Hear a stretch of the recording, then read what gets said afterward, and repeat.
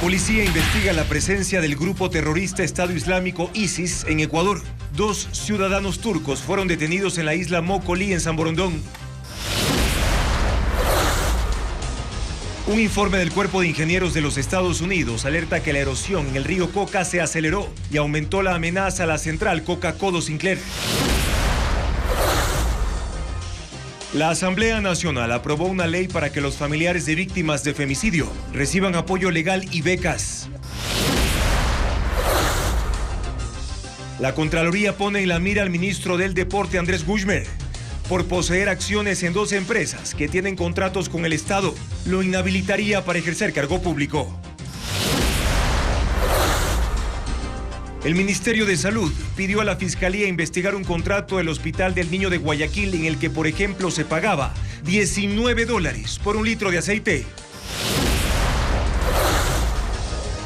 El municipio de Durán no atendió al público tras 3 atentados y hoy fue custodiado por 10 policías.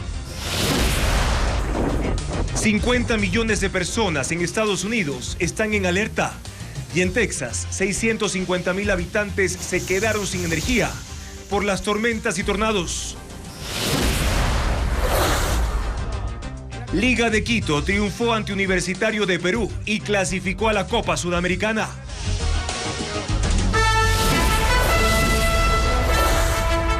Televistazo estelar con Juan Carlos Aisprúa.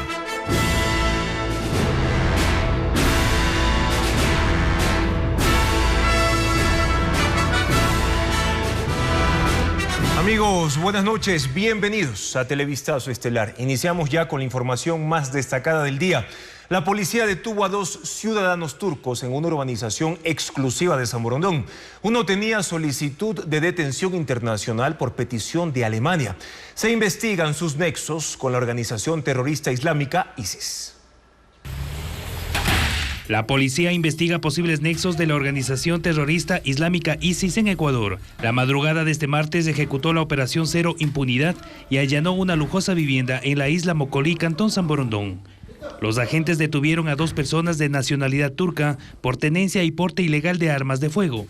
En la vivienda decomisaron una pistola, 3 alimentadoras, 59 cartuchos, 3 celulares y documentos. Un juez de la Unidad Judicial de San Borondón ordenó prisión preventiva a los 2 implicados por tráfico ilícito de armas de fuego, armas químicas, nucleares o biológicas, según consta en el informe judicial. La Fiscalía informó que uno de los detenidos tenía alerta de búsqueda, detención y extradición solicitada por Alemania dentro del programa de cooperación Punto Atenas de Eurofront con América Latina. La policía investiga nexos de los detenidos con la organización islámica ISIS que opera en Irak y Siria. En junio de 2019, la entonces ministra de Gobierno María Paula Romo reveló que 3 integrantes de ISIS ingresaron al Ecuador y que permanecieron aproximadamente un mes. Salieron a Centroamérica, en donde fueron detenidos. 4 integrantes de ISIS fueron detenidos en Nicaragua. 3 de los 4 tuvieron como su puerto de entrada a América el Ecuador. Desde entonces existe escasa información oficial sobre la presencia de ISIS en el país. La Dirección de Inteligencia maneja la hipótesis de que los implicados pueden ser emisarios que llegaron por el negocio del narcotráfico.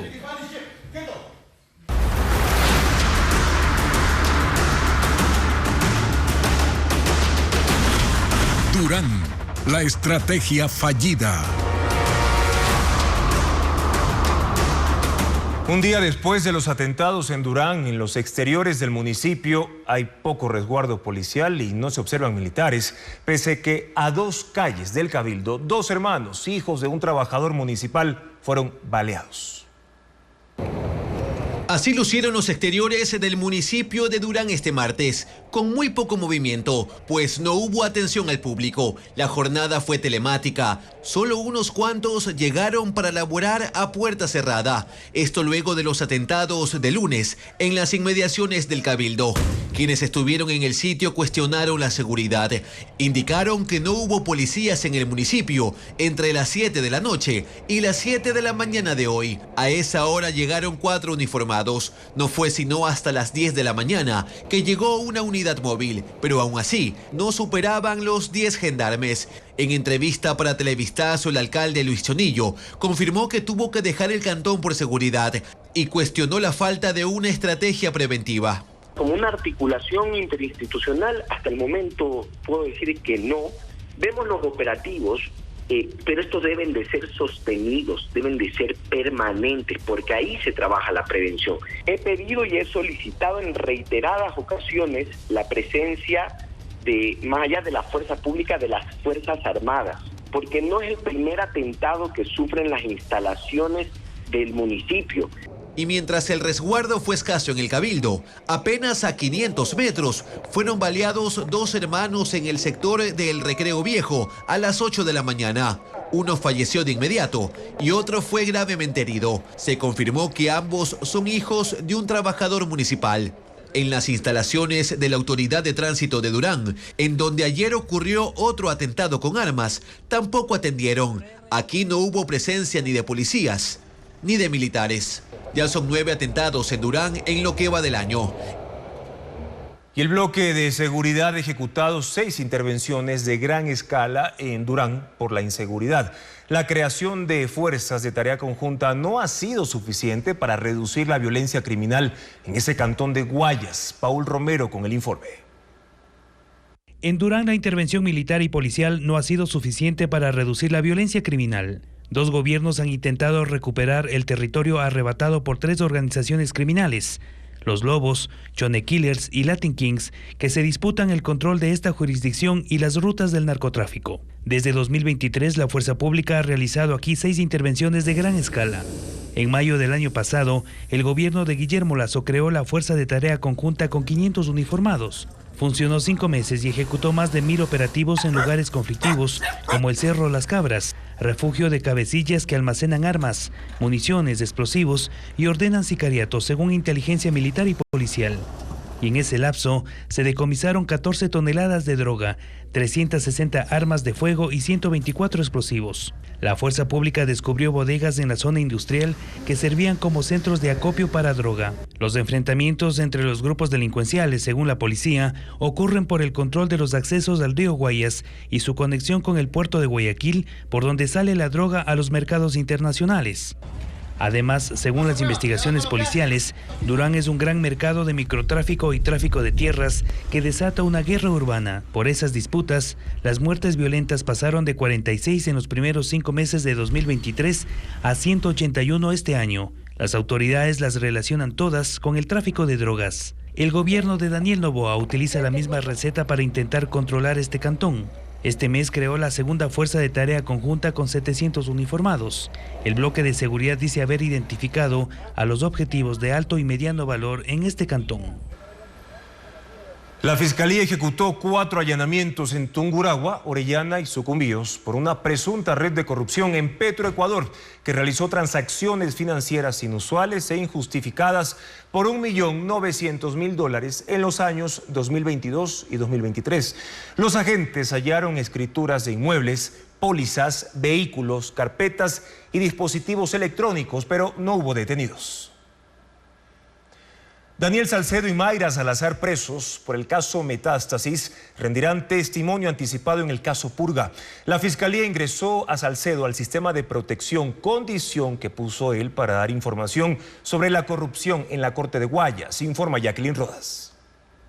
Daniel Salcedo, preso y procesado por delincuencia organizada en el caso Metástasis, rendirá testimonio anticipado en el caso Purga. La fiscal Diana Salazar aceptó su pedido y lo ingresó al sistema de protección a víctimas y testigos. A cambio, él contará lo que sabe sobre el manejo de la justicia en la Corte de Guayas y los pagos por sentencias. En su versión preliminar, Salcedo anticipó que si lo protegen revelará detalles y más nombres de los ya conocidos. Mayra Salazar también rendirá testimonio en el caso Purga, ya lo hizo en Metástasis, sobre cómo funcionaba la red del narcotraficante Leandro Norero. Dio información del exasambleísta socialcristiano Pablo Muentes, de la expresidenta de la Corte de Guayas Fabiola Gallardo, el expresidente de la Judicatura Wilman Terán, y confirmó la relación entre Ronnie Aliaga y Javier Jordán. La fiscal general envió este escrito al juez Javier de la Cadena, le solicita que fije día y hora para escucharlos y adjunta documentos reservados que justifican la necesidad de brindarles brindarles protección para que cooperen en el proceso. Los testimonios serán presenciales. A Salcedo lo trasladarán desde la cárcel La Roca en Guayaquil hasta la Corte Nacional de Justicia en Quito y a Mayra Salazar desde la Casa de Confianza en el sur de la capital. En otra petición, la Fiscalía solicitó al juez que preserve el contenido digital alojado en el servidor del Consejo de la Judicatura de 26 cuentas de correos electrónicos, incluidas las de los procesados que fueron jueces. Estas son las últimas diligencias porque la instrucción fiscal termina en 5 días. Si en ese tiempo la Fiscalía no vincula a más personas, declarará el cierre y el caso Purga pasará a la siguiente etapa para decidir quiénes enfrentarán el juicio. La Contraloría examina la designación del ministro del Deporte Andrés Guzmán por las acciones en 2 empresas que tienen contratos con el Estado.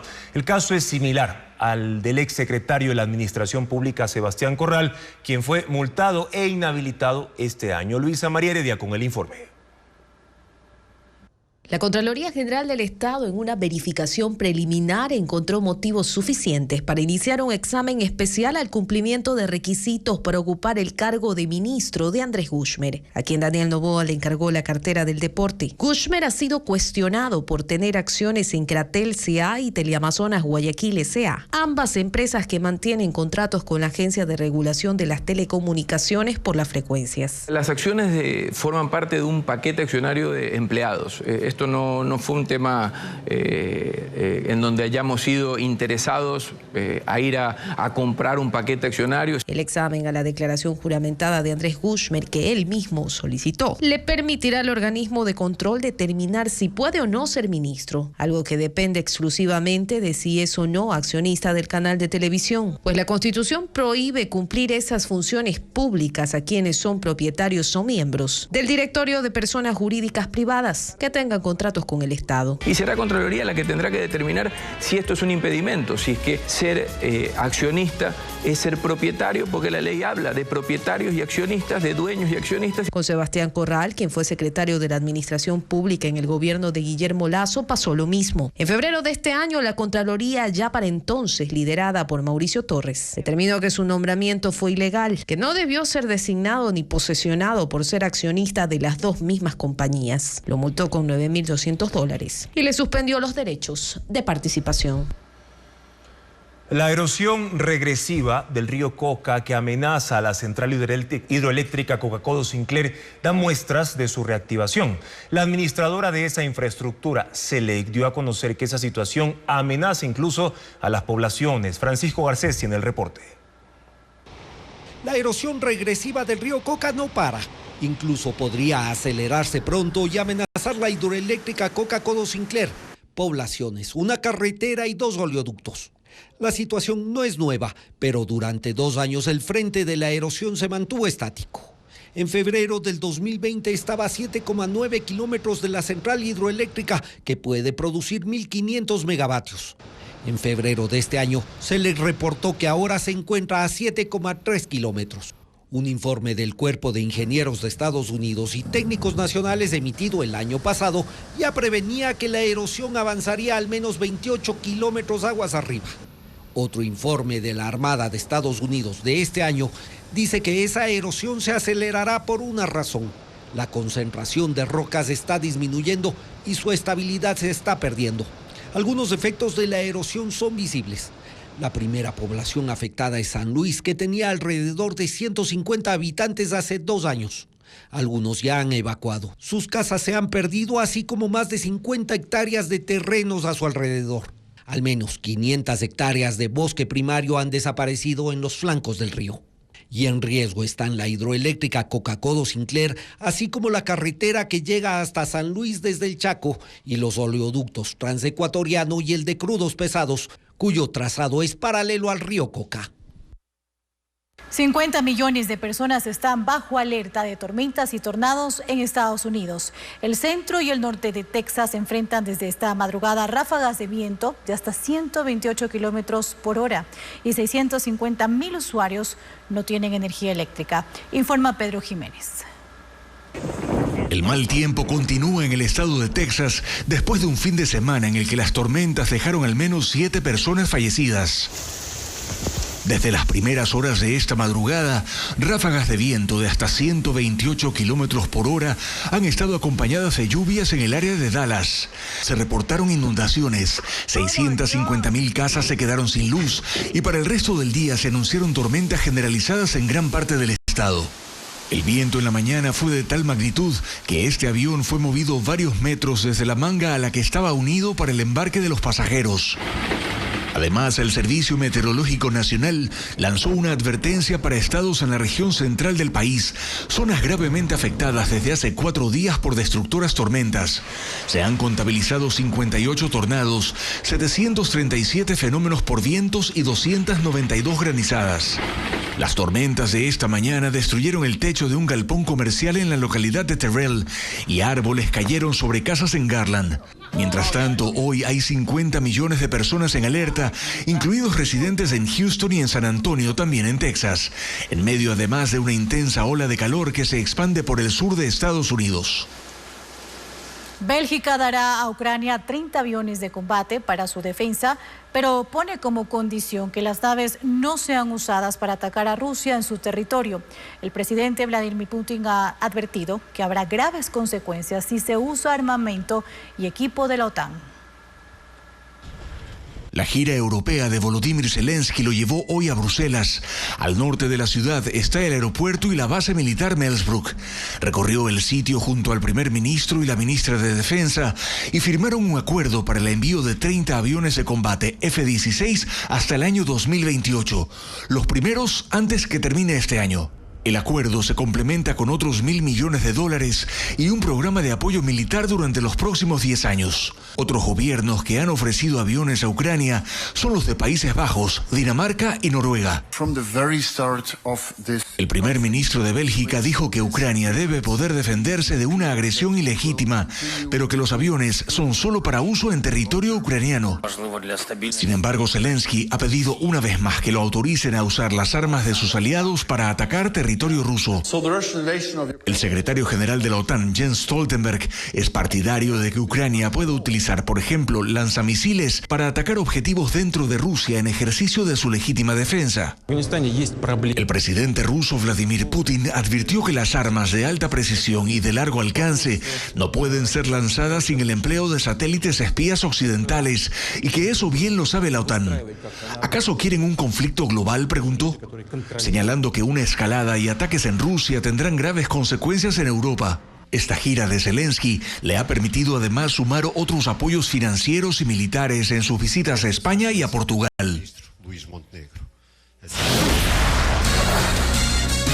19 empresas eléctricas aplicarán descuento de 50% en las planillas a partir de mañana. Los detalles luego del corte.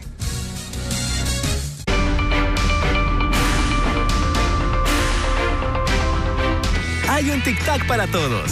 Descubre tu sabor. Tic Tac. El gen de la aventura es eso que sientes cuando necesitas viajar. Chile Azcarra, tu primer 4x4 familiar, con la arquitectura de la marca europea más segura del mundo, equipado con asientos de cuero Napa, un increíble techo panorámico, con 6 airbags y también pantalla digital. Disfruta tu Geely 4x4 por $27,999. El gen de la aventura nos llevó a la playa. ¿A dónde te llevará a ti?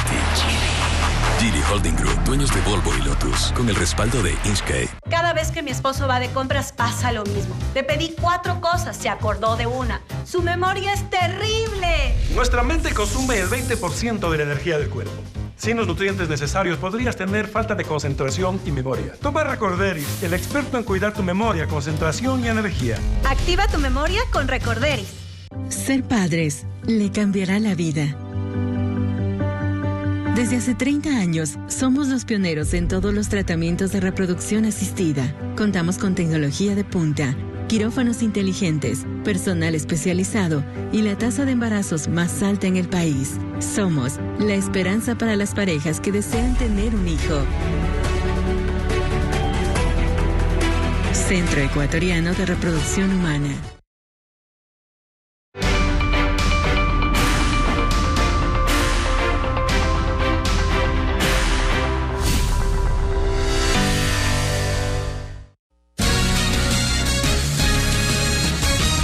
El descuento del 50% en las facturas de luz se hará desde mañana. Así lo anunció el Ministerio de Energía. La rebaja se aplicará precisamente en el consumo de abril. Adriana Bremeo explica el mecanismo de compensación. Desde este miércoles, las 19 empresas eléctricas del país aplicarán el descuento del 50% en las planillas de consumo de hogares. Así lo aseguró el Ministerio de Energía. La rebaja se hará en la suma de consumo, comercialización y subsidio solidario, que en esta factura es de $18.60. El consumidor pagará $9.30. Las tasas de alumbrado eléctrico, bomberos y recolección de basura se mantendrán sin reducción. Esta es una compensación por los cortes de luz que hubo en el país desde mediados de abril a causa del estiaje. Las empresas eléctricas realizaron configuraciones en los sistemas comerciales para cumplir con lo establecido por el gobierno. El descuento del 50% aplicará a las planillas de luz residenciales sin importar los kilovatios consumidos. La categoría industrial y comercial no tendrá este beneficio. $40 millones costará al Estado la compensación según los cálculos del gobierno. La Armada recupera 2 de las 3 toneladas de cocaína que se hundieron junto a una lancha militar y un semisumergible. Los 3 detenidos serán procesados por tráfico internacional de droga. Merlin Ochoa con los datos. A las 2 de la madrugada, una guardacostas llegó con la cocaína a Salinas en la provincia de Santa Elena. El puerto de la Armada fue militarizado. Las calles aledañas estaban cerradas. Eran 127 sacos con 20 bloques de cocaína cada uno. Pero aproximadamente unas 2 toneladas de presunta sustancia sujeta a fiscalización, que en el mercado internacional se ascendía a un monto aproximado de $60 millones. El resto del cargamento, es decir, otros 42 sacos, no fueron encontrados en alta mar. El naufragio se registró a las 18:30 del domingo, cuando estaban camino a Salinas luego del operativo. A 100 millas de llegar al puerto, se hundieron el semisumergible, la lancha guardacostas de 30 metros de largo que poco antes había interceptado a los sospechosos y parte de la cocaína. Expertos antinarcóticos explicaron a Televistazo que los bloques, al estar embalados con plástico, flotaron. A las 3 de la madrugada de este martes, las evidencias y los 3 detenidos, 2 colombianos y un ecuatoriano que estaban dentro del semisumergible, fueron entregados a la policía. Todos serán procesados por tráfico internacional de drogas. Las primeras investigaciones determinan que el semisumergible salió de Colombia, bajó a Ecuador para bordear la parte sur de Galápagos y así continuar hasta la frontera entre México y Guatemala. Aún no está claro qué causó el hundimiento de las 2 embarcaciones. La Armada solo indicó que con la llegada de los tripulantes comienzan las investigaciones.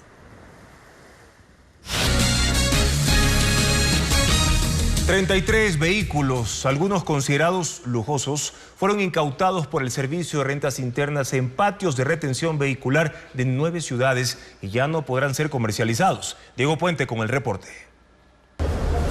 Estos son parte de los carros incautados por los agentes del Servicio de Rentas Internas en 15 patios de compra y venta de vehículos de segunda mano. Entre ellos hay marcas y modelos considerados lujosos. Algunos cuestan $45.000 en el mercado de los usados. Los agentes se dirigieron a establecimientos en Ambato, Cuenca, Guayaquil, Ibarra, Loja, Machala, Manta, Santa Elena y Quito. Se incautaron 33 carros que suman $666.000. Personal del SRI colocó el sticker incautado en el parabrisas de las unidades que no tenían comprobantes de venta o documentos de respaldo que acrediten su propiedad. Los carros permanecerán en los patios, pero no pueden ser vendidos. Tampoco se pueden romper los sellos para acceder a ellos. Según el SRI, el objetivo de estos operativos es transparentar las transacciones realizadas para evitar infracciones tributarias. La policía también investiga si entre los carros incautados existen reportados como robados o si sirven de fachada para lavado de activos. Los carros incautados de esta vez no tenían, según el SRI, actas de entrega-recepción que otorgan los propietarios para comercializarlos en estos patios. Tampoco hallaron contratos de prestación de servicio en los que el patio cobra un porcentaje por vender el auto. En otros casos no hubo matrículas o facturas para demostrar la procedencia del vehículo. 33 vehículos, algunos considerados lujosos, fueron incautados por el Servicio de Rentas Internas en patios de compra y venta de vehículos de segunda mano. Entre ellos hay marcas y modelos considerados lujosos. Los agentes se dirigieron a establecimientos en Ambato, Cuenca, Guayaquil, Ibarra, Loja, Machala, Manta, Santa Elena y Quito. Se incautaron 33 carros que suman $666.000. Los operativos son parte de una planificación anual. El SRI acude a los establecimientos en los que existen alertas que están incumpliendo obligaciones tributarias. El Ministerio de Salud Pública denunció sobreprecios en la compra de alimentos en el Hospital del Niño Francisco de Icaza Bustamante de Guayaquil. El proveedor entregará los productos hasta que cumpla con los $400.000 que se cancelaron por un contrato que supera el $1.000.000. Adriana Bermeo con el informe. El gobierno pagó hasta 4 veces más por productos alimenticios para el Hospital del Niño Francisco de Icaza Bustamante de Guayaquil. El Ministerio de Salud dice haber detectado las irregularidades, presentó una denuncia ante la Fiscalía y solicitó a Contraloría un examen especial al contrato que se firmó en enero de este año por $1.028.629. En el portal del Servicio de Contratación Pública Sercop se detalla el precio de 163 productos que se entregan por raciones diarias. Por ejemplo, el litro de aceite, $19.45, el kilo de canela, $22.87, 400 gramos de fideo, que es menos de media libra, $4.50, un kilo de champiñones rebanados, $20.43. Un racimo de plátano verde, $9.28, y un yogur de 200 mililitros, $2.73. El ministro de Salud, Franklin Encalada, aseguró que se harán reajustes en los precios y se recibirán los productos hasta que se cumpla con los $400.000 que ha pagado el Estado por este servicio de alimentación para el Hospital del Niño. Luego analizará si llama a otro concurso. Si ya tienes un contrato vigente y ya nos están dando los alimentos, no podemos cortarlo porque para levantar otro proceso pasarían meses. Entonces vamos a tener que irlo quizás desvinculando al proceso, pero en medida de que no se vea afectada la alimentación de los niños, ¿no? El contrato fue adjudicado por el gerente del hospital, Jacinto Vera Zambrano, a Jesús Vera Arteaga, un proveedor que ya había dado servicios en la misma casa de salud, pero de mantenimiento de equipos de cocina. El gerente y el director médico del Hospital del Niño fueron removidos de sus cargos, pero siguen trabajando en la Casa de Salud, según informó el ministerio, mientras se hacen las investigaciones. Los gobiernos de España, Irlanda y Noruega reconocen desde hoy a Palestina como Estado independiente. Luego de anunciarlo, la semana pasada, los consejos de ministros de esos países oficializaron su decisión. El Estado palestino tiene hoy el reconocimiento de 146 países de los 193 miembros que integran las Naciones Unidas. En la ciudad de Naplusa, en el norte de Cisjordania, fueron izadas banderas de Irlanda, Noruega y España, cuyos gobiernos oficializaron hoy que Palestina es un Estado independiente. El primer ministro irlandés, Simon Harris, dijo en el Parlamento que el reconocimiento formal es un acto de poder político y de valor simbólico. Ese gobierno, al igual que el de Noruega y el de España, consideran que este es un día histórico para el pueblo palestino. El Estado de Palestina debe ser, en primer lugar, viable, con Cisjordania y Gaza conectadas por un corredor y con Jerusalén Este como su capital.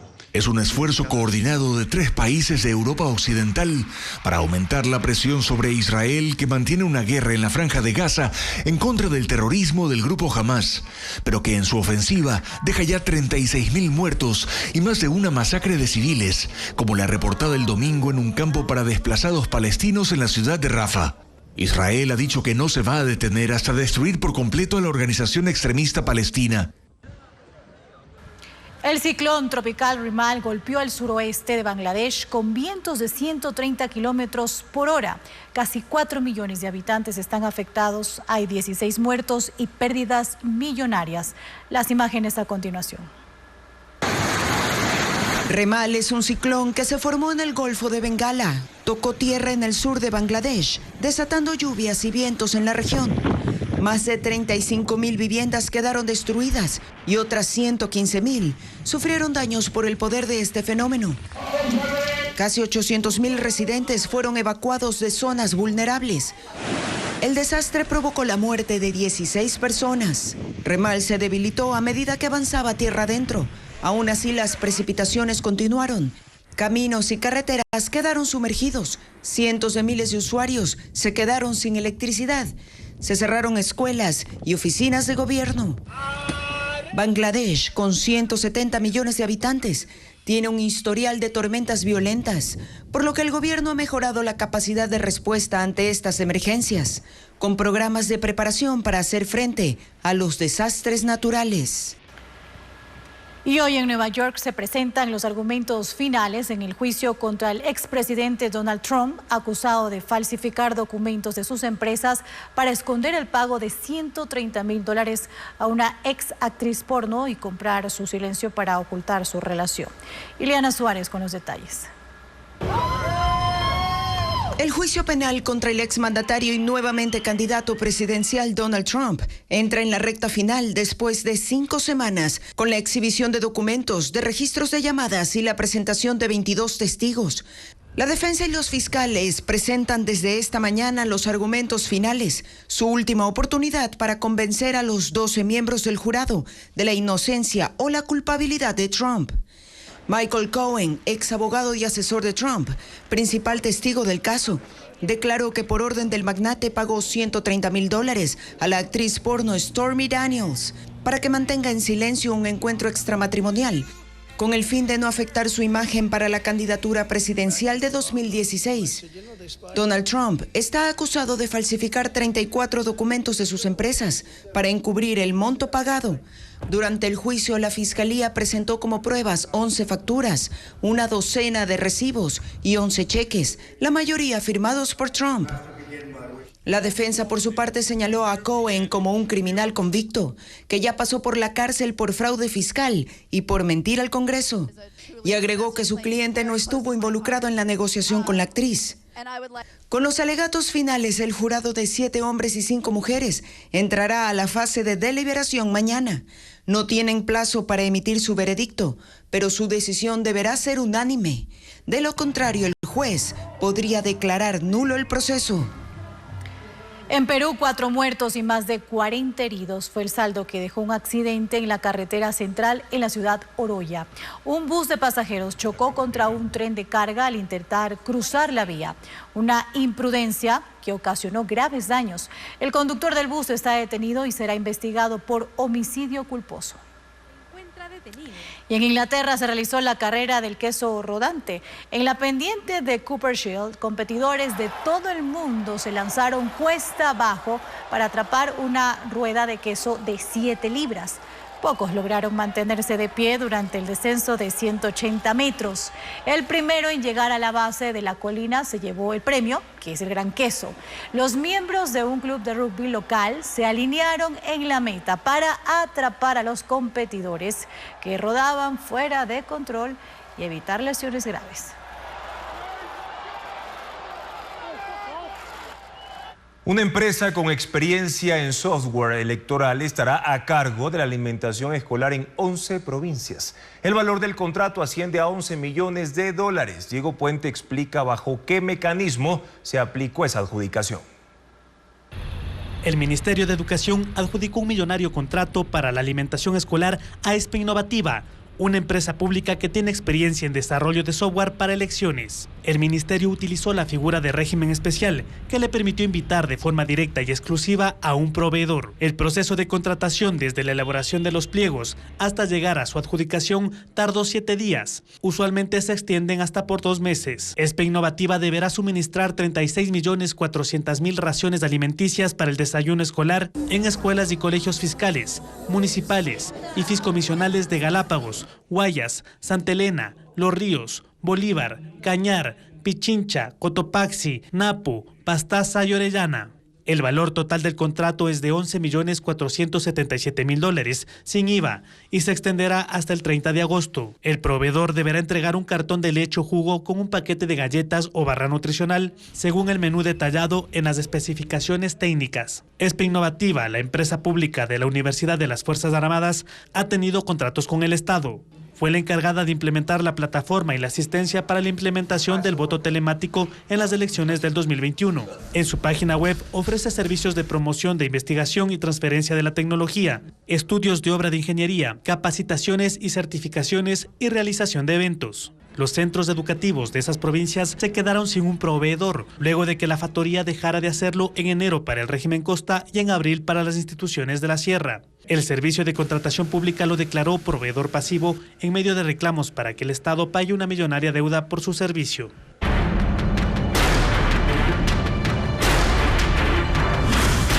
Puertos, un cuello de botella. En Guayaquil se reporta un nuevo problema de congestionamiento en las terminales portuarias, esta vez en Pozorja, porque uno de sus escáneres tiene inconvenientes para inspeccionar contenedores. Diego Cuenca explica cómo el cuello de botella afecta a la exportación nacional. Son al menos 400 tráilers que cada día llegan con mercadería de exportación al puerto DP World, que está en la parroquia Pozorja, en Guayaquil. Sus conductores, desde la semana pasada, reportan que tienen que hacer largas filas para dejar la carga, como se observa en este video. El congestionamiento ocurre entre la noche del miércoles y viernes, que son los días donde embarcan los contenedores a los buques. Estaba congestionado, lo que pasa es que está trabajando solo un escáner. Ya, pues solamente está pasando uno, pues ahí está pasando un carro. Unas 3 horas más o menos estuve haciendo fila hasta poder entrar. Se trata de uno de los 3 escáneres que inspeccionan a cada contenedor para ver si no llevan droga. DP World, en un comunicado, aseguró a Televisazo que el inconveniente tiene relación con los mantenimientos que están haciendo a esos equipos. Sin embargo, no especificaron hasta cuándo durará esa intervención técnica.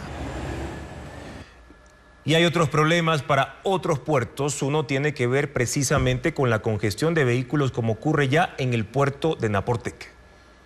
El congestionamiento vehicular, que desde enero ocurre en los exteriores del puerto Naportec, en el sur de Guayaquil, y que afecta a la logística de exportación nacional, porque 600 vehículos pesados cada día se mueven hasta esa terminal portuaria, cuyos conductores hacen largas filas en las que deben esperar por más de 24 horas para ingresar la mercadería, ocasionando además caos en las calles, como lo denuncia la Federación Nacional de Transporte Pesado del Ecuador. Según ese gremio, el cuello de botella ocurre porque las terminales portuarias que están en esa zona de la Trinitaria no tienen espacio suficiente.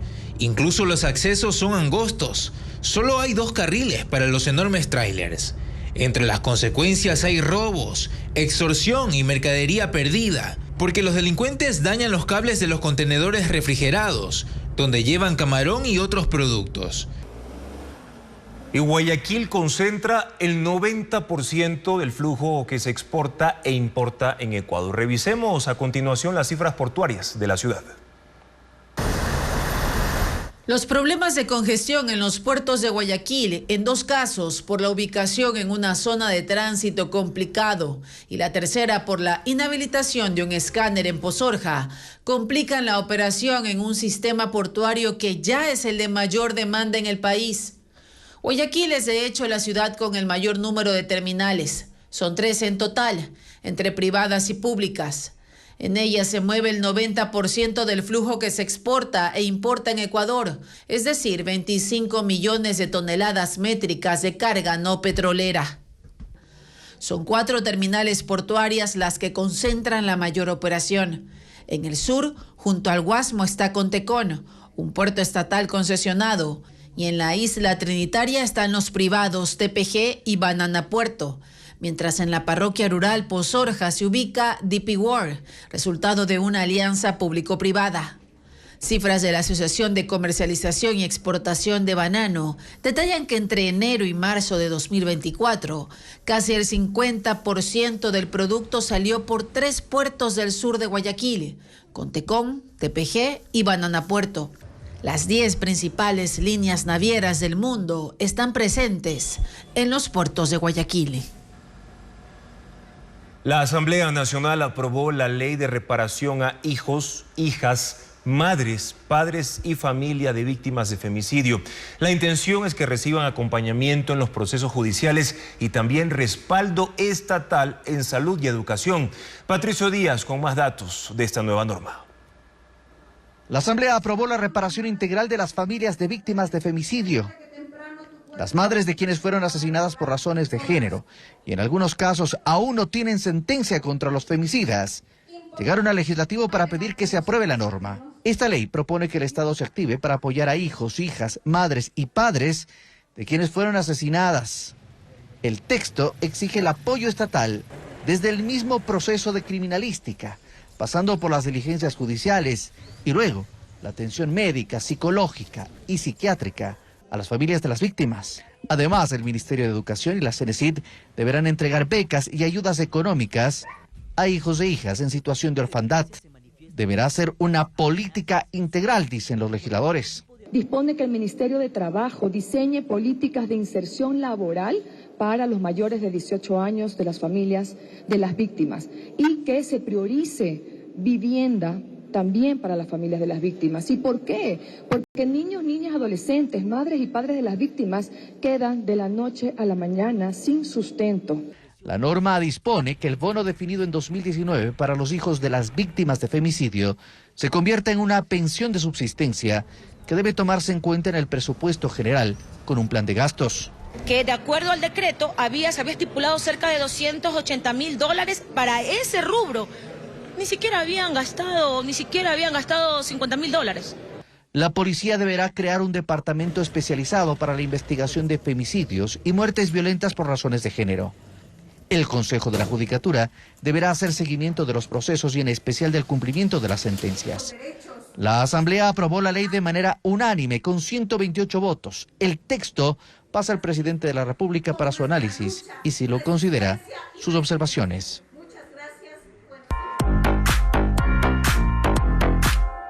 Max on the beat.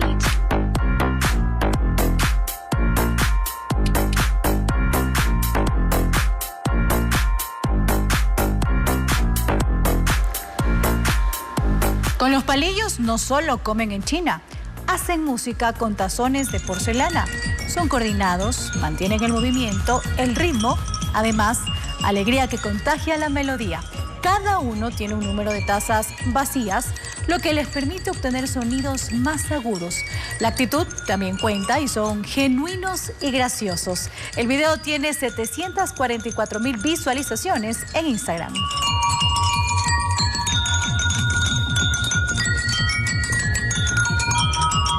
El loro tiene un arma innegable para controlar la amenaza del felino. Imita a la perfección la voz de su amo.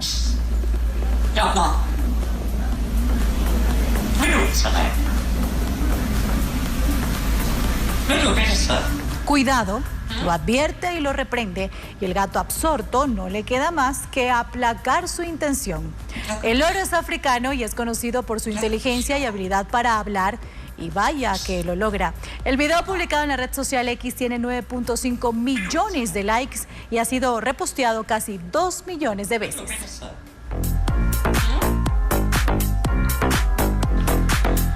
¿Cómo perder $18.000 en apenas 5 segundos? El dueño de este dron tiene la fórmula.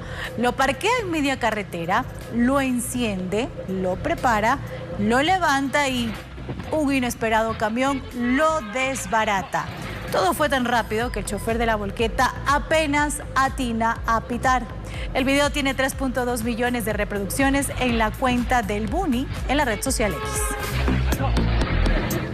Su mirada, las manos que envuelven su rostro, sus contorsiones y esos giros.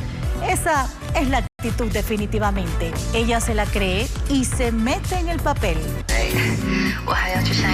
Ella es, al margen de lo que diga el jurado, la ganadora de este concurso. El video tiene 6.3 millones de likes. Estas y otras noticias usted las puede encontrar en nuestro portal web www.ecuavisa.com. La policía destruyó una guarida de secuestradores en Nueva Prosperina y otras 42 viviendas fueron recuperadas. En el operativo se decomisó una subametralladora, como le informa Merlín Ochoa.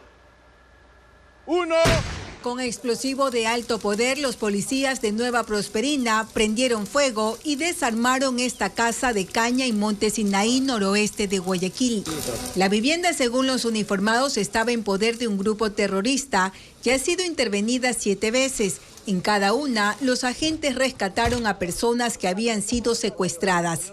El lugar era usado para esconder a las víctimas, además ocultar droga y armas. El operativo empezó a las 4 de la madrugada, se extendió durante 5 horas. La zona es de difícil acceso, con calles dañadas. No hay servicios básicos ni señal de celular estable. Otras 42 casas que eran usadas como guaridas de delincuentes fueron recuperadas y entregadas a sus dueños. Es la agrupación delictiva la que les asigna esta vivienda. Ellos se creen dueños de estas viviendas. Según la policía, los tiguerones, fatales y águilas han invadido y desalojado a los propietarios de 4.000 de las 80.000 casas de Nueva Prosperina en los últimos 2 años. Estos operativos buscan recuperarlas. Estas viviendas que son de cemento, que se utilizan para esto, necesitamos maquinaria de obras públicas del municipio para ir derrocando y generando orden, que es lo que se necesita aquí. Nueva Prosperina es uno de los distritos con extorsiones, secuestros y muertes violentas. En el operativo participaron casi 200 uniformados. Además de armas y municiones, también recuperaron vehículos reportados como robados. En Mocache, en Los Ríos, hombres armados hasta con fusiles estuvieron presentes en el sepelio del cabecilla de los fatales. Decenas de militares y policías también presenciaron el acto fúnebre. Sin embargo, no detuvieron a nadie pese al porte de armas. Con un despliegue de motos y carros, cerca de 100 personas acompañaron el cortejo fúnebre de alias Ternetero, cabecilla de los fatales en el cantón Mocache, provincia de Los Ríos, que fue asesinado a tiros el fin de semana. Algunos portaban armas y lanzaban cohetes, pese a la presencia de 60 militares y 20 policías, que fueron desplegados ante el nivel de riesgo del sepelio. Hubo 2 tanquetas vigilando el recorrido, que empezó aproximadamente a las 2 de la tarde de ese lunes, y se extendió durante 2 horas por el centro de la ciudad.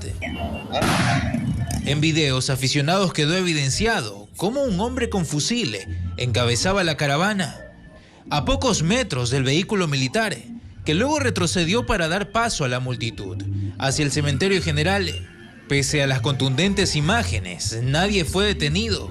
La policía indicó a Televistazo que su presencia solo fue preventiva y disuasiva, que tratar de detener en el recorrido a estas personas podía desencadenar un enfrentamiento armado en un evento en el que había niños y mujeres embarazadas.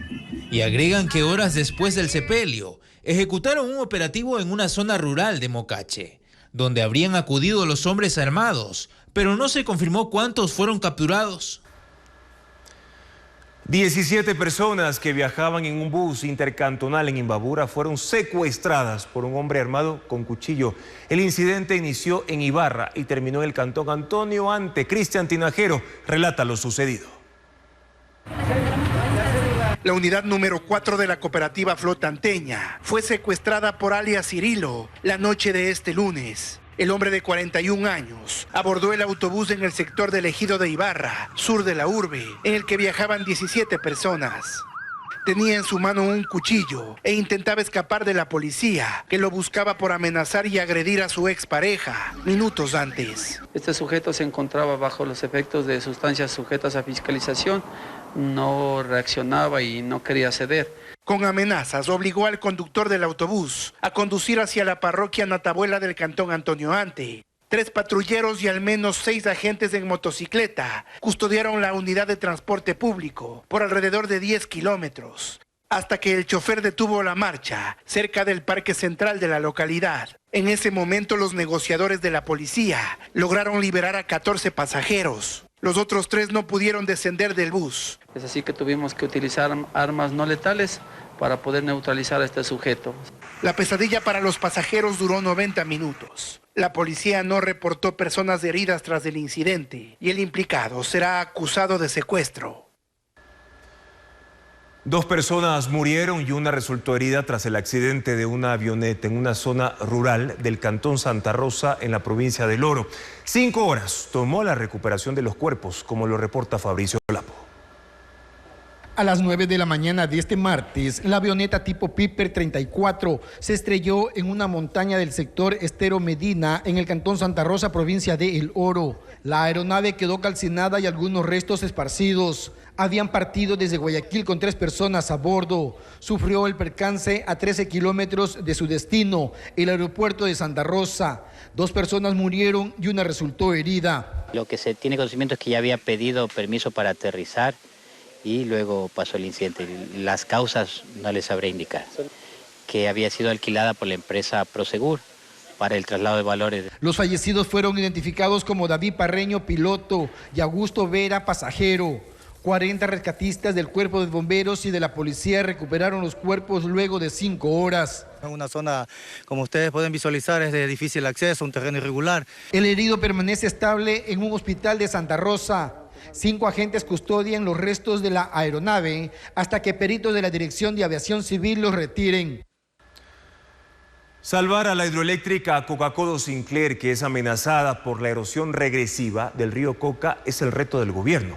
Le quedan entre 2 y 3 años máximo, según expertos de los Estados Unidos. Francisco Garcés, con más detalles del panorama en esa planta.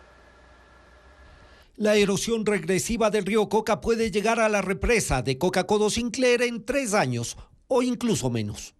Eso concluyen los expertos del Cuerpo de Ingenieros de la Armada de Estados Unidos en un informe presentado a CELEC en febrero pasado.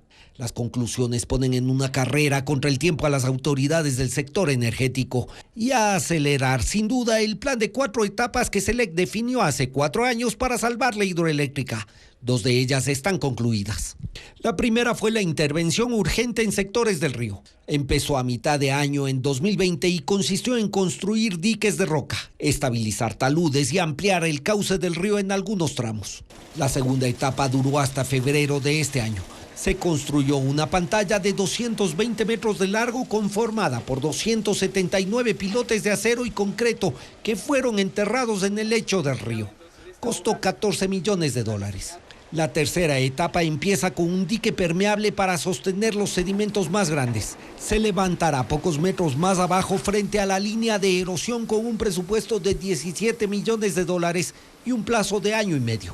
Ya debía estar en construcción, pero su contratación está detenida en el Servicio de Contratación Pública, aunque el ministro de Energía, Roberto Luque, insiste en que debe continuar.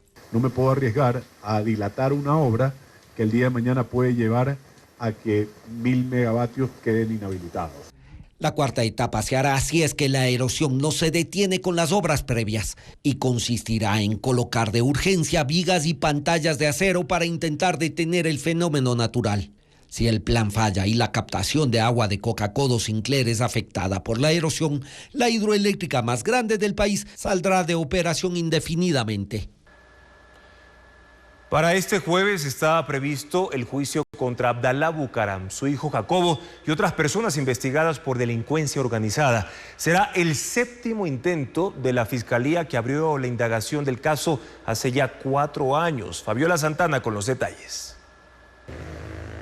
Para este jueves y por 7ª ocasión fue convocada la audiencia de juzgamiento por delincuencia organizada contra Abdalá Bucaram, su hijo Jacobo y otras 2 personas. El último intento fue en febrero, pero por la inasistencia del abogado de Leandro Berrones, agente de tránsito también procesado, la diligencia se suspendió. Desde hace 2 años y medio, cuando fueron llamados a juicio, se han presentado incidentes que han dilatado la audiencia por problemas de salud de Bucaram padre, excusa de jueces y otras ausencias de abogados. Hay expectativa por lo que ocurra este jueves a las 8:30 en el Complejo Judicial del Norte de Quito.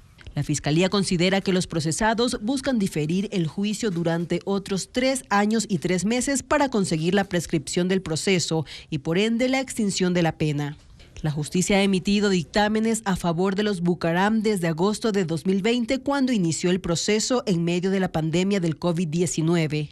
Por ejemplo, el juez del caso, Giovanni Freire, los dejó fuera del proceso, pero la fiscal Lidia Saravia apeló y consiguió que vayan a juicio sin que esa etapa avance.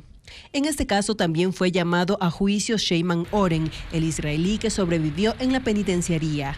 Él fue detenido con credenciales falsas de la DEA utilizadas para circular en medio de las restricciones con la ayuda de agentes de tránsito de Quito y comercializar las pruebas COVID, siendo sus principales socios los Bucaram. La fiscal Lidia Saravia y los agentes investigadores pidieron conectarse a la audiencia vía Zoom por las amenazas, pero la petición fue rechazada por el juez.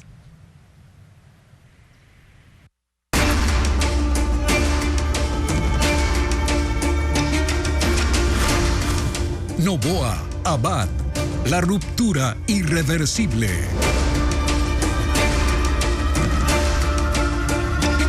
La vicepresidenta de la República, Verónica Abad, no rindió versión esta tarde en el caso contra su hijo, Sebastián Barreiro. Su abogado dijo que ella no puede declarar contra su hijo y pidió a la Fiscalía que aclare si también ella es investigada. Informa Jacqueline Rodas. La vicepresidenta de la República, Verónica Abad, no atendió el llamado de la Fiscalía para que rinda versión telemática en el proceso penal en contra de su hijo Sebastián Barreiro. Fue convocada a las 4 de la tarde de este martes, pero no se conectó. Su abogado dice que no está claro en qué calidad la citan y pidió a la Fiscalía que lo explique. ¿Como testigo o como sospechosa?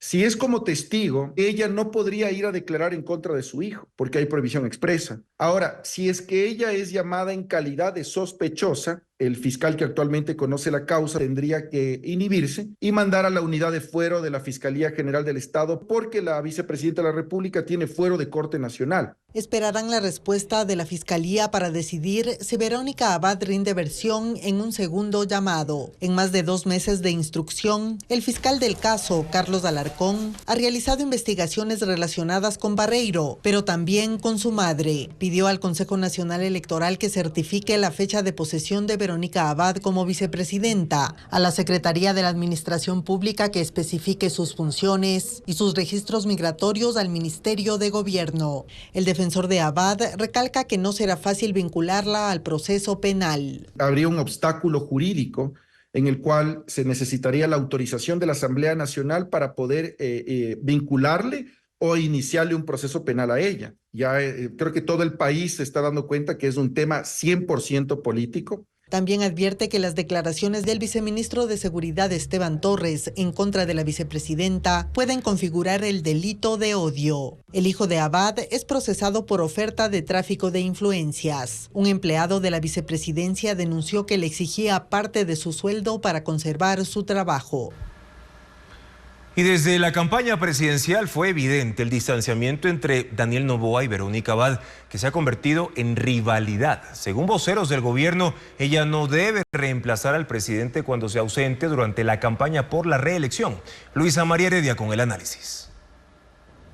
El binomio que conforman Daniel Noboa y Verónica Abad tiene más de 6 meses en el poder, aunque no trabajan juntos. Pocas veces lo hicieron. Antes de la primera vuelta para la presidencia compartieron unos cuantos mítines y recorridos. Para la segunda, Abad desapareció de todos los escenarios en los que aparecía Noboa. Declaraciones públicas la mantuvieron en escena y ahondaron en ese distanciamiento entre autoridades que después quedó evidenciado. No recibieron resultados juntos y en la ceremonia de credenciales lucían incómodos. Juntos volvieron a estar solo el 23 de noviembre, en el acto de posesión en la Asamblea y la firma de los primeros decretos ejecutivos en Carondelet. Después de eso, la rivalidad cobró fuerza. Abad no asistió al primer almuerzo en el Palacio de Gobierno. A la misma hora estuvo en el mercado de Iñaquito, dejando claro que entre los dos hay una línea divisoria bien marcada. No está en la foto oficial del gobierno, es decir, del presidente con su gabinete. Noboa buscó y halló la manera de mantenerla lejos. A mediados de diciembre la mandó a Tel Aviv a cumplir el cargo de embajadora por la paz de Israel. Y aunque allí hubiera podido quedar todo, no fue así. El hijo de Abad, Sebastián Barreiro, fue aprehendido en marzo y recluido en La Roca, acusado de oferta para realizar tráfico de influencias. Es el denominado caso Nene, en cuyo expediente hay fotografías de la vigilancia y seguimiento que se hicieron a Barreiro 3 días antes de su detención. Abad no acató la orden de la Cancillería de guardar silencio y acusó a Noboa de atropellarla y perseguirla. En vez de ser agradecida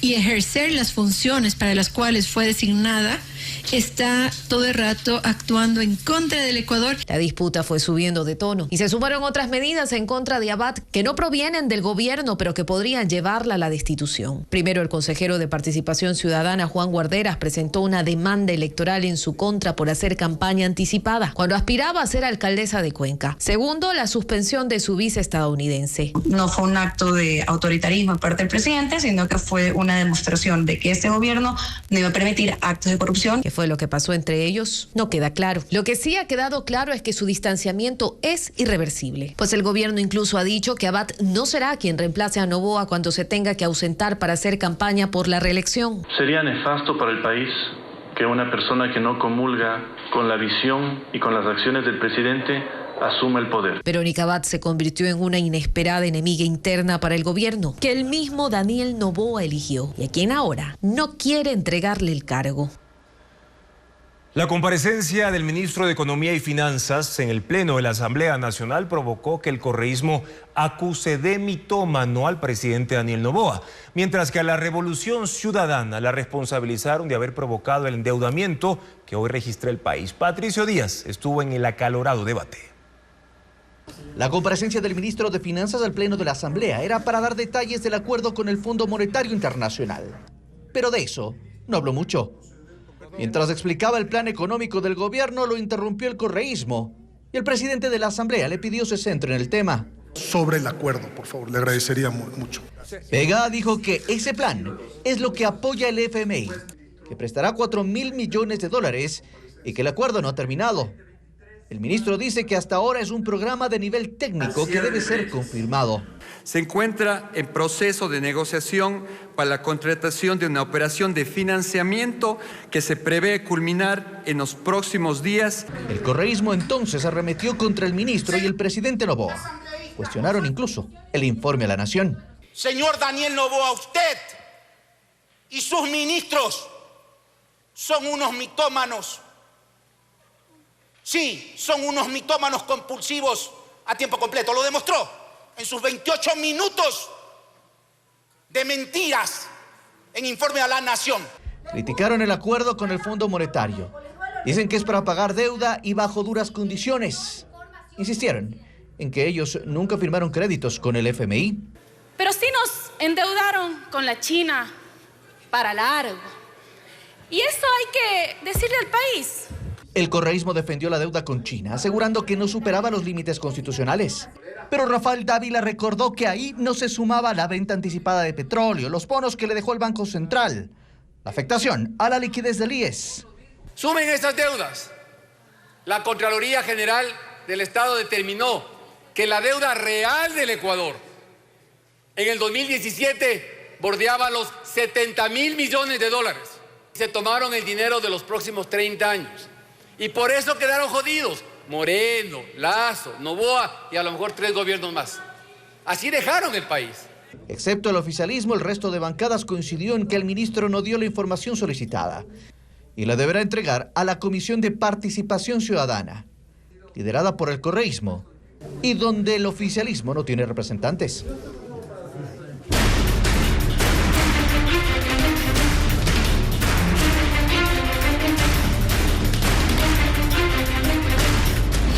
Servicios en línea para usted.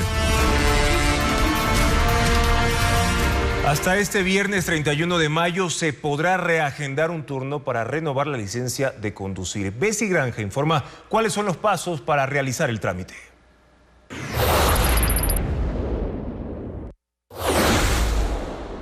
Los interesados en adelantar su turno porque obtuvieron fechas muy lejanas para obtener por primera vez o renovar la licencia de conducir podrán hacerlo hasta este viernes 31 de mayo. Así lo informó la Agencia Nacional de Tránsito, ANT. Los usuarios deben ingresar a la página www.ant.gov.es,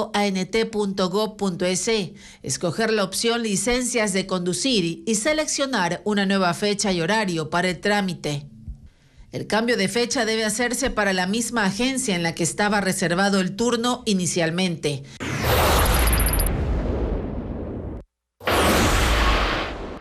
El Ministerio de Transporte informó que Aeroméxico protegerá a los pasajeros cuyo viaje sea posterior al 30 de junio de 2024. Pueden solicitar el reembolso total del boleto en la página web. Si requieren viajar, Aeroméxico buscará cupo en otras compañías. Será la Dirección General de Aviación Civil la que haga seguimiento a que esto se cumpla y garantizará una solución en caso de reclamos. El Ministerio de Transporte señaló que en diciembre próximo se evaluará la continuidad de las operaciones de Aeroméxico, debido a que solo el 71% de los asientos y el espacio para carga y correo eran utilizados. Emprendedores de Loja, Cuenca, Guayaquil, Quito y también San Borondón participaron en una feria de hamburguesas. Los 300 comerciantes serán capacitados de manera gratuita durante un año, como explica Vanessa Robles. Esta hamburguesa se llama Campeona. Tiene 40 ingredientes, entre ellos 230 gramos de carne y pan de pretzel. El pan pretzel lo que hacemos es lo ponemos al lado de la carne para que tenga los jugos de la carne y lo vamos sellando al lado, caramelizando el pan. De ahí ponemos el aioli. Entonces yo creería que la hamburguesa en verdad se toma casi unos 10-15 minutos. Depende mucho del término que quiera el cliente. Se exhibieron en la feria de hamburguesas que se realizó en la Universidad Católica de Guayaquil, con emprendedores que llegaron de Quito, Loja, Cuenca y San Borondón. Esta otra alternativa que lleva mayonesa, queso de cabra tipo blue cheese, cebollas caramelizadas, rúcula y mayonesa a las finas hierbas, se llama Goat. También hay otra opción con cebollas crocantes. Nos ha tocado aprender en el camino, sí, bastantes. Hemos cometido muchos errores, muchos aciertos también. Roberto y su primo no tienen un local para atender al público, pero sí 7 puntos desde donde envían a domicilio en Quito y Guayaquil. La Super Smash es su plato principal, con doble carne, doble queso cheddar, tocino, dentro de un pan de vainiquilla cubierto de ajonjolí. De venderla en el patio de la casa hasta sacar casi un año y medio después el primer local y a ir creciendo con la bendición de Dios. Hay otras hamburguesas que se elaboran con pan a base de harina de papa, vainilla y mantequilla y hasta pan de molde. Opciones que buscan innovar frente a la hamburguesa tradicional. Los 300 emprendedores iniciarán un diplomado con clases una vez al mes durante un año, que incluyen materias como marketing, liderazgo, finanzas, procesos de cocina, atención al cliente e inteligencia artificial para negocios, entre otros. La Orquesta Sinfónica de la Universidad de Massachusetts ofrecerá un concierto clásico en la Casa de la Música, esto en Quito. Un show que reunirá por primera vez a esa agrupación con artistas locales. Además, en Guayaquil habrá un show de danza contemporánea. Estefanía Arias con más de la agenda cultural.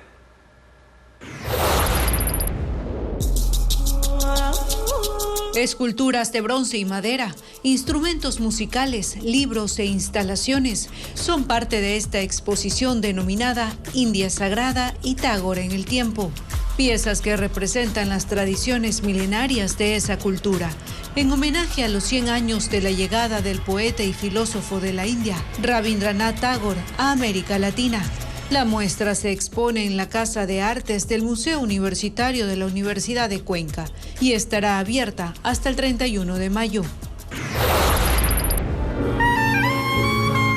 La Orquesta Sinfónica de la Universidad de Massachusetts será parte de un festival musical denominado Juntos en la Mitad del Mundo. Un concierto que unirá por primera vez sobre el escenario a esta agrupación con la Banda Sinfónica Metropolitana de Quito y la Banda Sinfónica del Cuerpo de Bomberos de la capital. El evento será este viernes 31 en la Casa de la Música en Quito a las 19:30. Es la compañía Enavant que presentará 2 obras originales de danza contemporánea. Un mundo feliz, así se ha llamado a este acto que representará la trama de la novela de Aldous Huxley, con más de 10 bailarines en escena. Las 3 funciones serán en el Teatro Zona Escena en Guayaquil, el viernes 31 de mayo y el sábado 1 y domingo 2 de junio a las 19 horas. Mañana las 19 empresas eléctricas del país aplicarán el descuento del 50% en las planillas de luz, sin importar los kilovatios consumidos en las zonas residenciales. Es una compensación por los apagones que hubo desde mediados de abril a causa del estiaje en las hidroeléctricas. Por esta razón, las empresas eléctricas ya configuran los sistemas comerciales para cumplir con lo establecido por el gobierno en ese sentido. Gracias por su sintonía, amigos, y confianza de siempre. Mañana en Contacto Directo estarán Otto Vera, asambleísta del Partido Social Cristiano y presidente de la Comisión de Enmiendas, para hablar del proyecto de ley que plantea reducir a 70 en vez de 92 los votos que requiere la Asamblea para imponer su texto de ley, sobre el que apruebe el presidente luego de un veto de su parte. También el constitucionalista André Benavides para revisar las alternativas que baraja el gobierno para sacar del cargo a la vicepresidenta de la República, Verónica Abad. Las noticias continúan en ecuavisa.com. Buenas noches.